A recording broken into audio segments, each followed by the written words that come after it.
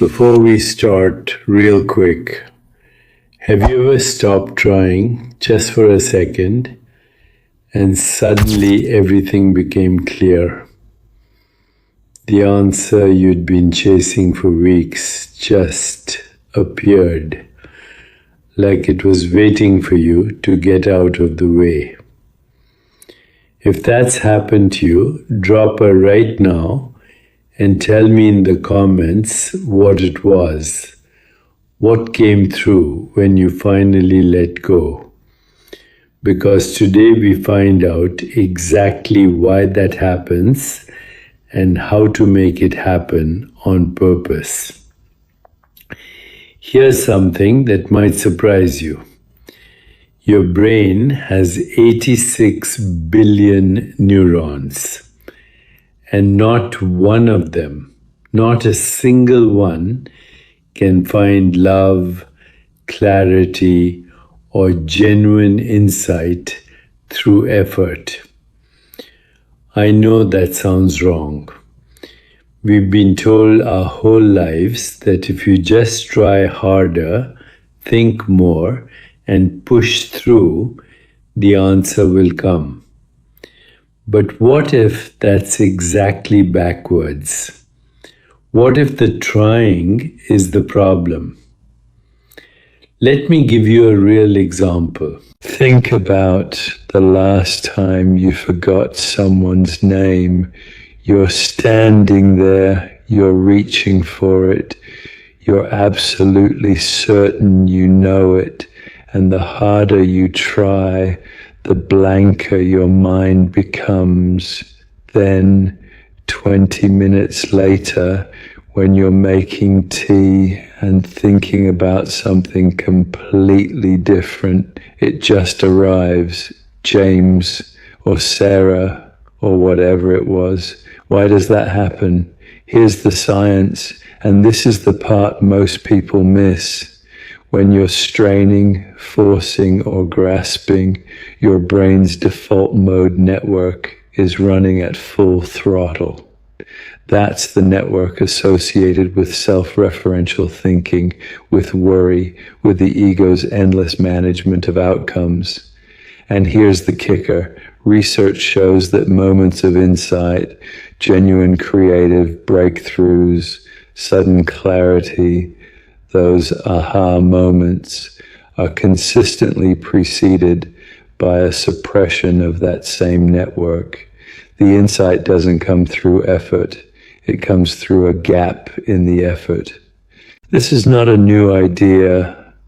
Wait, actually, this is where it gets interesting, because the ancient Taoist concept of Wu Wei, which is often translated as non-doing or effortless action, describes exactly this mechanism 3,000 years before neuroscience had a name for it.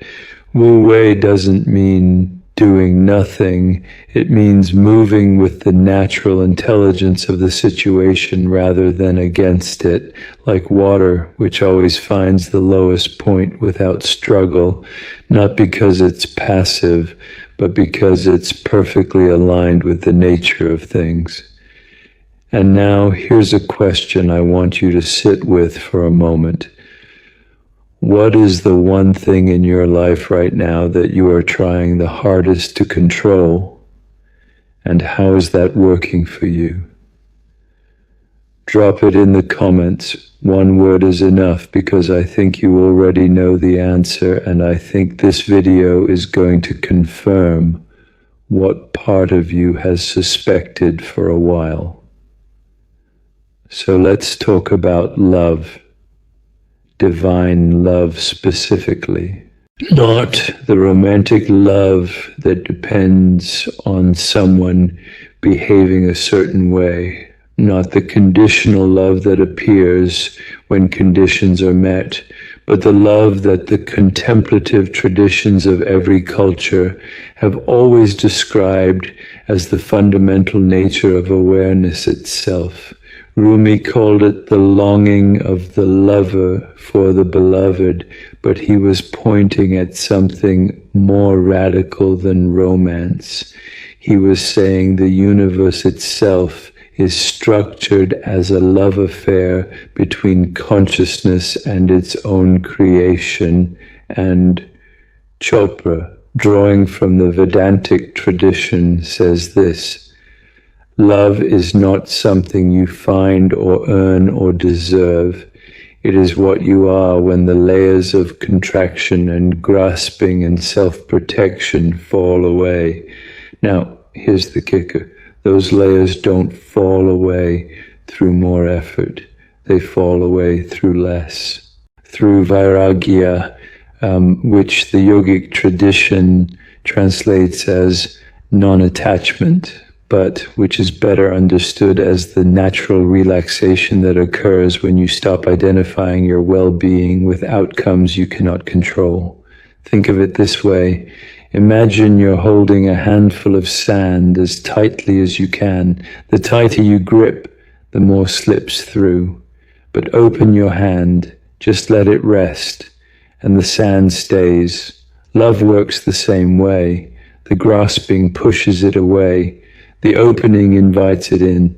And this is where I need to stop for a second, because this is the part most people get wrong. They hear let go and they think it means give up, stop caring, or become detached in a cold or passive way. That is not what we're talking about. Letting go in the Vedāntic sense means releasing your attachment to a specific outcome while remaining completely, fully, even more deeply engaged with the present moment. You care deeply, but you hold the caring lightly, like a child holds a butterfly, gently enough that it doesn't fly away.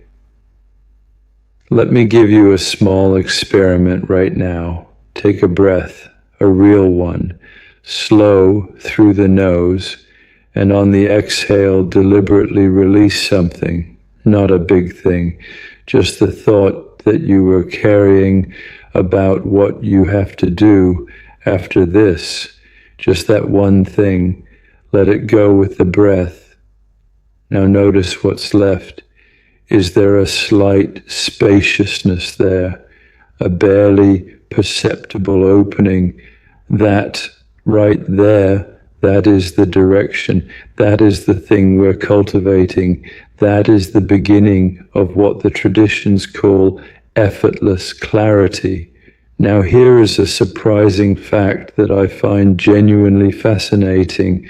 Csikszentmihalyi, the psychologist who spent decades studying what he called flow states, those moments of peak performance where everything clicks and time disappears, found that they are universally characterized by one thing: the temporary dissolution of the self-conscious, effortful, goal-grasping mind. Athletes call it being in the zone. Musicians call it when the music plays itself. Mystics call it grace. The neuroscience and the ancient wisdom are pointing at exactly the same thing from completely different directions. When the controller relaxes, intelligence flows freely, and what emerges is not less than what effortful thinking produces. It is more. It is faster, more creative, more accurate, and accompanied by what can only be described as a quality of joy. And insight works the same way. The Mandukya Upanishad speaks of Turiya, the fourth state, as the ground in which all other states arise, and it describes this ground as the source of all true knowledge, not the accumulated knowledge of books and analysis, but the direct knowing that arises when the mind becomes still and the deeper intelligence that we are has room to speak. You've had this. I know you have. The walk in the park when the solution appeared, the shower moment, the edge of sleep when something clarified that hours of thinking couldn't touch. That wasn't random. That was the system working as it was designed to work when you finally stopped interfering with it. So how do we live this way more consistently? Not as a technique, but as a recognition. First, and this sounds almost too simple, stop adding. We are so trained to respond to discomfort by doing more. More analysis, more planning, more worrying, more trying to figure it out. What if, just occasionally, the response to discomfort was subtraction instead of addition? Go. One breath, one moment of not reaching, one small release. Second, and this is the heart of it, begin to notice in your own experience the difference between grasping awareness and open awareness. Grasping awareness is tight, contracted, future-focused, and anxious. Open awareness is spacious, present, and receptive. You've been in both. You know the difference. The spiritual path is simply the gradual, often imperfect, always available shift from one to the other. Third, trust the field. This is the Chopra teaching that I find most radical and most confirmed by both science and direct experience. The universe has an inherent tendency toward order, toward coherence, toward the fulfillment of genuine intention when the ego's interference is reduced. You don't have to force it. You don't have to manage it. You have to participate in it, which means doing your part, the intention, the preparation, the showing up, and then releasing the outcome into the intelligence that is vastly more capable of organizing the details than the ego ever could be. Divine love, clarity, insight. None of these are rewards for sufficient effort. They are the natural condition of awareness when it stops contracting around fear. They are what is already here, beneath the noise. And the practice, if we want to call it that, is simply learning to get out of the way of what was always already trying to emerge through you. If this landed today, subscribe, and I mean it when I say this channel is here every week, going exactly to these places, the places where the science and the wisdom and your own direct experience all say the same thing. Share this with someone who is exhausted from trying too hard. Leave a comment below. What is one thing you are willing to let go of today, right now, in this moment?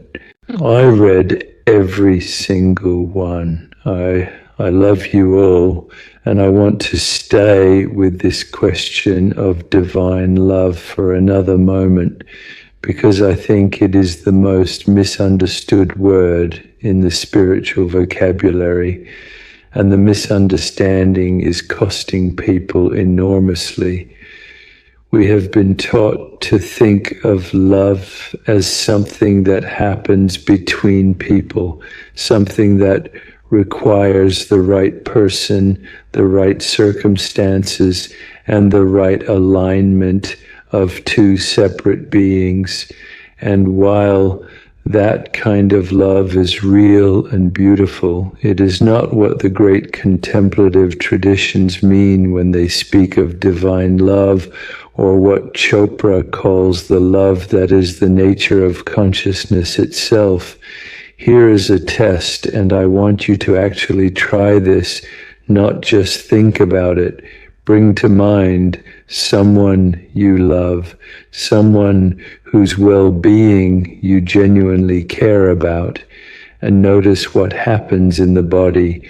Notice the warmth that arises, the expansion in the chest, the softening somewhere around the heart area. Now here's the question. Where is that feeling coming from? Is it coming from the other person? No. They might be across the world right now, or they might have been dead for 20 years, and the feeling is still available, still real, still warm. That feeling is coming from you, from the capacity for love that is intrinsic to your own awareness. The other person is not the source of it. They are the occasion for it, the trigger that opens the door to what was already there. And this, right here, this is the realization that changes everything. Because once you understand that love is not something that arrives from outside, but something that arises from within, when the contractions around it relax, then you are no longer at the mercy of circumstances, no longer waiting for the right person or the right situation to give you access to what is most fundamentally yours. This is what letting go makes available. Not the absence of feeling, but the presence of the deepest feeling, the one that was there before you learned to guard yourself against disappointment. And clarity works the same way, and insight works the same way. They are all expressions of the same open awareness, the same unclenched intelligence, the same spacious knowing that has always been present beneath the grasping and the managing and the effortful striving to make everything turn out right. The Zen tradition has a saying, before enlightenment, chop wood, carry water. After enlightenment, chop wood, carry water. The activities are the same. The person doing them has stopped holding their breath. That is the whole teaching. That is the whole invitation. Stop holding your breath. Open the hand. Let the river move through you rather than fighting to contain it. And just notice what arrives in the space that the grasping left behind.